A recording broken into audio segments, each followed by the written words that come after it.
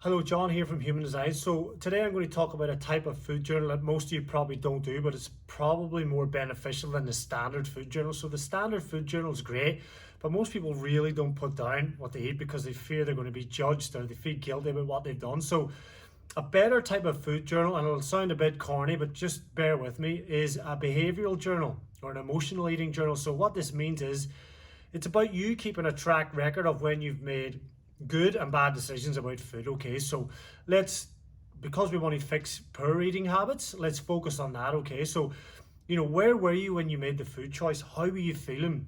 Were you tired? Were you grumpy? Were you frustrated? Were you sitting watching Netflix at night, or were you scrolling Instagram and you saw somebody with an amazing body and you thought, I'm never going to be like that, so what the hell? So you had some biscuits. Or were you a busy mom who's making your kids dinners and you just can't help snacking away because the kids are, you're tired at the end of the day? So once you start to understand where you are, what type of environment you were in, what kind of feelings you were having when you made the food choices, that's going to be 10 times more powerful than just tracking what you've eaten. Yes, tracking what you've eaten brings awareness and focus to what you're doing and can sometimes set you up for behavior change. But understanding what situations and what environment you were in that led you to make the decisions, what were the triggers, that to me is 10 times more powerful. You might be eating biscuits or chocolate every day at 3 o'clock in the office, and it's probably not because you're hungry. Did you just come out of a meeting and you were just tired and you wanted a quick pick me up? Were you bored? Were you falling asleep after lunch?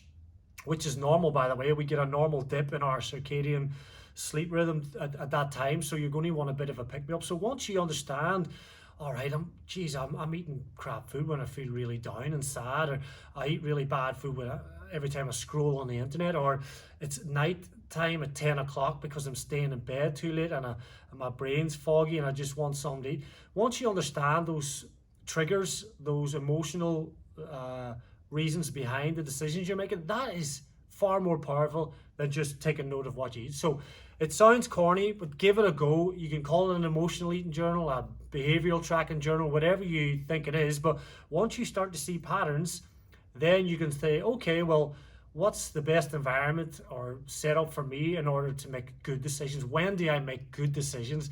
Is it when I'm rested, if I had a good night's sleep? Is it when I've got my day planned out and structured so I know where I'm going to be and I know what I'm going to eat? Is it when I've got everything else done around the house and everything's sorted and now I've got, I need less willpower to make good decisions?